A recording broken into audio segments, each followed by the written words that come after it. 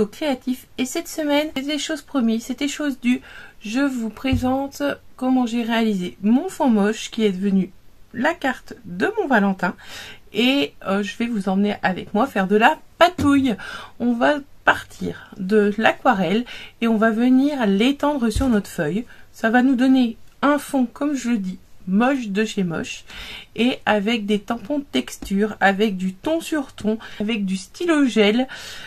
Eh bien, on va transformer ce fond et laisser apparaître une création 100% fait main. Alors, si tu as envie de t'amuser avec moi, eh bien écoute, je t'emmène de suite sur la table de scrap. Et avant de commencer, je te rappelle 3 choses. Tu peux commenter, tu peux t'abonner et tu peux liker.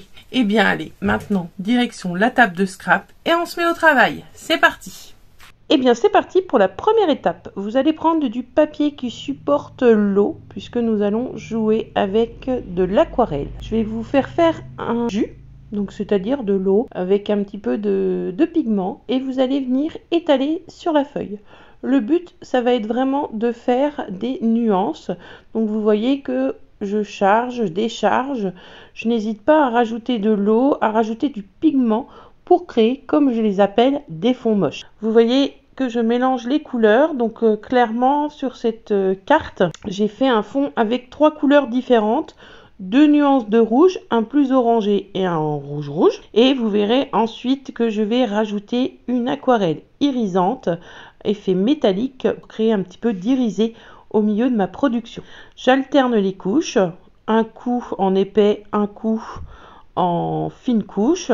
Je tourne également mon pinceau pour faire des épaisseurs plus ou moins larges et je n'hésite pas à repasser avec un pinceau chargé en eau et également chargé en pigment. On croise, on superpose, pas avoir peur de créer du mouvement et de la transparence. C'est ce qui va nous permettre de créer un fond vraiment avec plein de teintes différentes qu'on va venir s'amuser à décorer de façon à ce que ce fond moche devienne un fond très sympa pour un arrière-plan de carte, de page ou pourquoi pas dans un mini-album. Important, vous arrêtez également quand le fond vous semble assez chargé. N'oubliez pas, si vous avez envie de faire comme moi une réserve blanche, n'allez pas jusqu'au bord de votre page.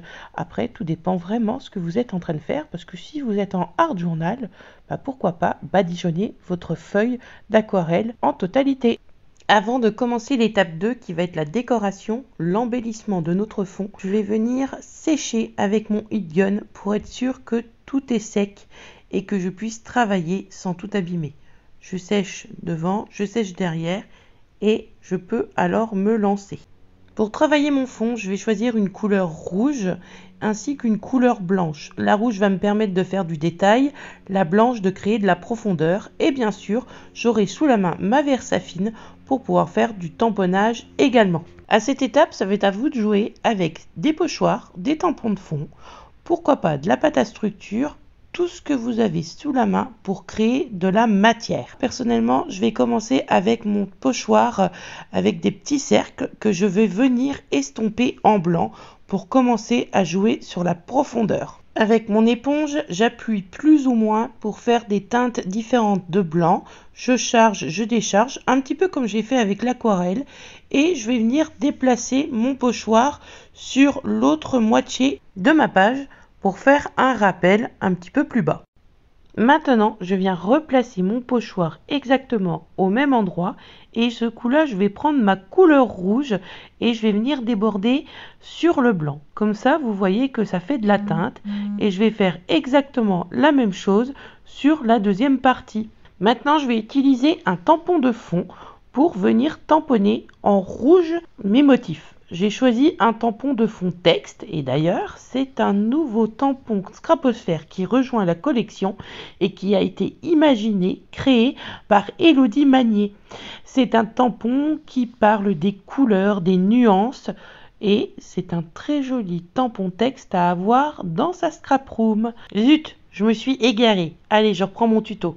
Alors sur ce tampon, je vais venir mettre de l'encre rouge et comme vous avez pu le voir, je viens tamponner de ci de là dans l'impression entière de celui-ci dans mon décor. Ça me permet de créer du ton sur ton et de créer toujours plus de structure, toujours plus de matière. Vous pouvez également venir mettre plusieurs tampons motifs. Pour cette fois-ci, moi j'ai choisi de mettre que du texte, mais j'aurais pu par exemple choisir de mettre des petits cœurs comme c'était la thématique de la Saint-Valentin. Le but de créer toujours plus de volume, je vais venir embosser mon motif principal. J'ai choisi également de travailler une nouvelle planche. Cette fois-ci, c'est moi qui l'ai réalisée et c'est une planche sur une des fleurs du printemps qui est la pâquerette. Je vais prendre le plus gros tampon, cette fleur, et je vais prendre également un petit sentiment qui est sur la planche. Je t'aime un peu, beaucoup, passionnément, à la folie. Et ce petit motif, vous verrez, il est en arc de cercle et vous pourrez venir le mettre autour des fleurs de cette planche, mais pas que. Pensez à l'utiliser avec d'autres fleurs que vous avez dans votre collection. Bon, j'arrête ma dérive. Je me suis dit, autant montrer ces tampons, autant présenter cette nouvelle planche. Allez, on reprend le tuto. Donc pendant ce temps-là, j'ai préparé mes affaires pour l'embossage. Pour celles qui seraient nouvelles sur cette chaîne, l'embossage, c'est de l'embossage à chaud. J'ai besoin d'une encre collante, j'ai besoin d'une poudre à embosser qui va fondre et de mon matériel, mais ça, c'est pas obligatoire. Je commence par passer mon petit coussin antistatique sur la feuille. Ça m'évitera de mettre de la poudre partout. Et je viens tamponner mon encre transparente collante sur le motif pâquerette. Une fois que j'ai terminé, je place ma fleur et je viens tamponner tout ça. Maintenant, je vais venir appliquer ma poudre à embossage. Vous avez dû voir que j'avais choisi la couleur noire pour que mon motif ressorte parfaitement. Une petite astuce que je vous glisse, cet embossage aurait pu être réalisé avec la Distress Oxide directement. Et comme il n'y a qu'un noir, j'aurais pris le Black Soot. Parce que pour celles qui ne le savent pas, toutes les Distress Oxide sont embossage à chaud. Allez, maintenant je reprends le cours du tuto. Donc, il ne reste plus qu'à faire chauffer la poudre embossage pour fixer mon motif. Je ne sais pas si vous avez fait attention, mais à différents endroits, la poudre est venue se fixer sur le rouge.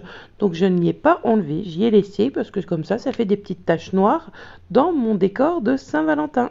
Maintenant, je vais ajouter mon sentiment. Donc je vous avais dit le petit tampon, je t'aime passionnément beaucoup, à la folie, etc. Je dis n'importe quoi. Celui-ci, je vais venir le tamponner en versafine noir. J'aurais pu le mettre en relief, mais comme il est assez fin, je n'ai pas risqué de tout abîmer. Je tenterai une prochaine fois de l'embosser à chaud pour voir ce qu'il donne. Et ben écoutez, on va passer maintenant à l'étape 3. On va venir toujours jouer dans notre décor et éclaircir celui-ci. Avec ma Distress blanche, je vais venir éclaircir mes pétales. Donc je vais essayer de faire disparaître un maximum le rouge. Je vais coloriser les pétales et je vais déborder à l'extérieur.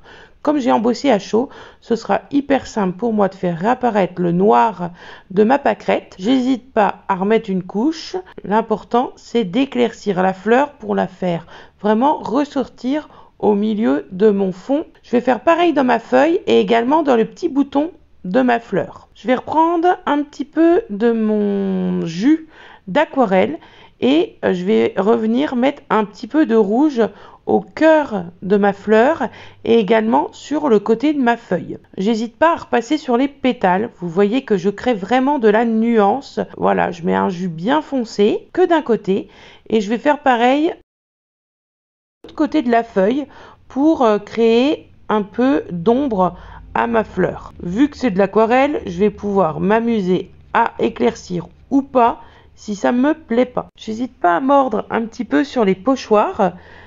Comme ça créera toujours un peu de différence.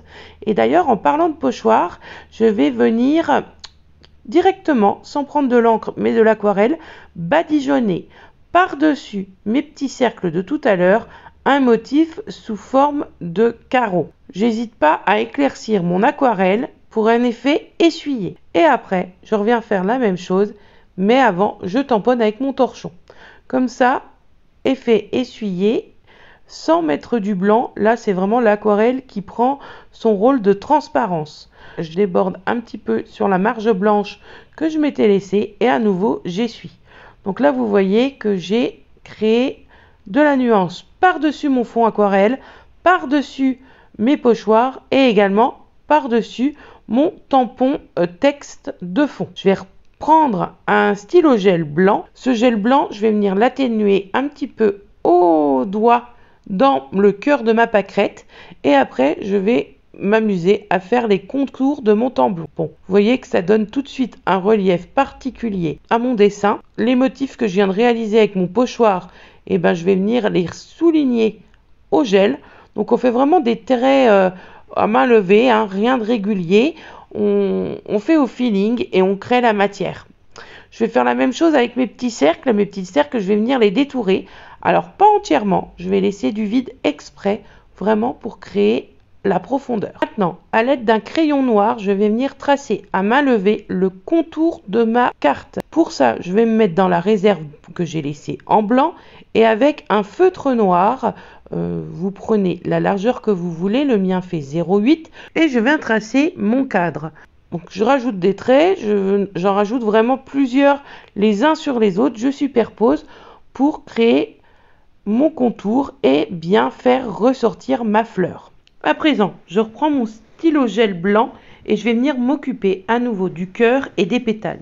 Je vais encore les éclaircir car je trouve que le résultat n'est pas encore comme celui que j'imaginais.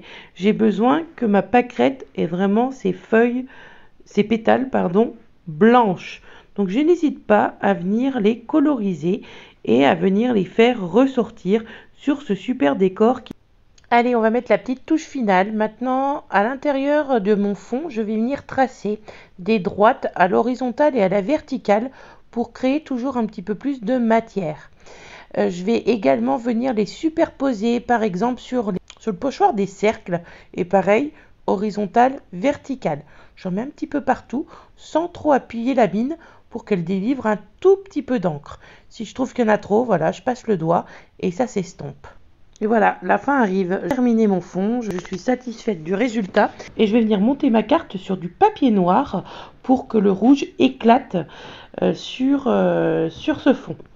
Donc je vais simplement la coller, hein, rien de bien compliqué, je reste avec vous pour le faire. Du coup je me suis aperçue d'un petit défaut, en fait en traçant mes derniers traits là pour faire un peu de profondeur dans le fond rouge. Il y a un des tracés qui me dérange, en bas à gauche on dirait qu'il y a une croix et je vais venir rattraper cela. Alors j'avais coupé la caméra quand je l'ai fait, mais en fait j'ai pris un tampon cœur de la boutique et je suis venue avec mon stylo gel retracer dessus en passant à main levée voilà la mine de mon crayon pour donner l'effet qui est un petit peu partout de cette impression de dessin main levée sur ce fond texturé.